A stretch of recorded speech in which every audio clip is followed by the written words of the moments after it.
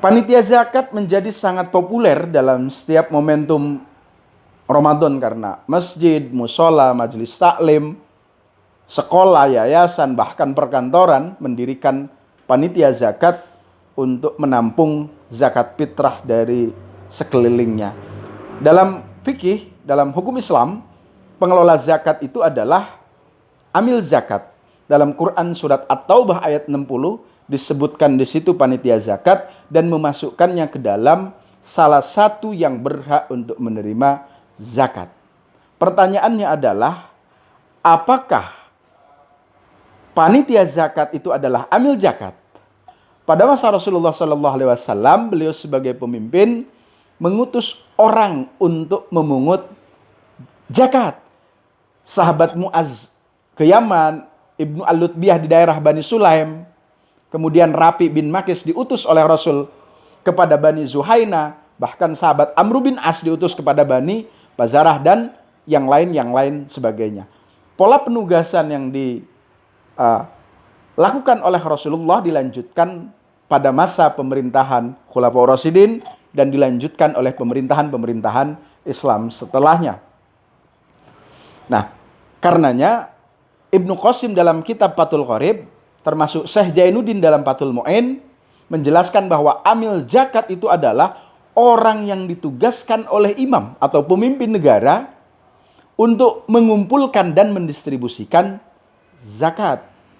Karenanya MUI melalui Fatwa nomor 8 tahun 2011 juga mendefinisikan amil sebagai seseorang atau sekelompok orang yang diangkat oleh pemerintah untuk mengelola pelaksanaan ibadah zakat, atau seseorang atau sekelompok orang yang dibentuk oleh masyarakat dan disahkan oleh pemerintah untuk mengelola pelaksanaan ibadah zakat. Sehingga kata kunci dari amil itu adalah pengesahan dari pemerintah atau legitimasi dari pemerintah. Bisa orang yang langsung ditunjuk oleh pemerintah atau yang dibentuk masyarakat lalu disahkan oleh pemerintah. Atas dasar hal tersebut, maka panitia zakat yang dibentuk baik masjid, musola, dan tempat lain sebagainya yang belum memperoleh pengesahan dari pemerintah atau yang berwenang, maka tidak memenuhi kualifikasi sebagai amil atau dia bukan amil sebagaimana yang dimaksud oleh syariat.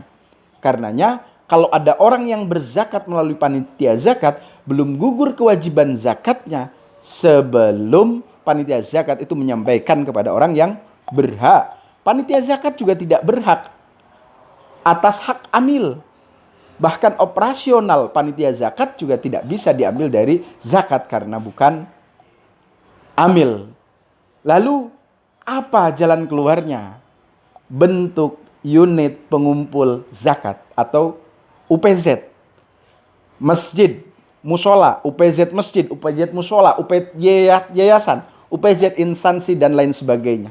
Dalam struktur pengelolaan zakat di Indonesia, UPZ merupakan struktur paling bawah, grassroots, yang langsung bersentuhan dengan masyarakat, yang dibentuk oleh Basnas kota kabupaten. Dia punya kewenangan untuk membentuk UPZ tersebut. Pengelolaan zakat di Indonesia, negara telah mengatur melalui Undang-Undang Nomor 23 Tahun 2011 tentang pengelolaan zakat. Lalu ada juga Peraturan Pemerintah Nomor 14 Tahun 2014 tentang pelaksanaan Undang-Undang Nomor 23 Tahun 2011 tentang pengelolaan zakat. Nah, dalam perundang-undangan, Basnas adalah amil, lembaga pengelola zakat secara nasional. Basnas di tingkat nasional, Basnas di tingkat provinsi, Basnas di tingkat kota kabupaten. Di luar Basnas ada yang disebut dengan LAZ.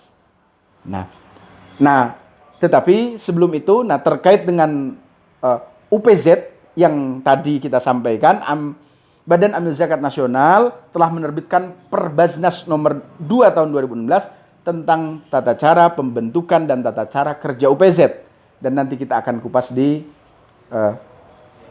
video berikutnya.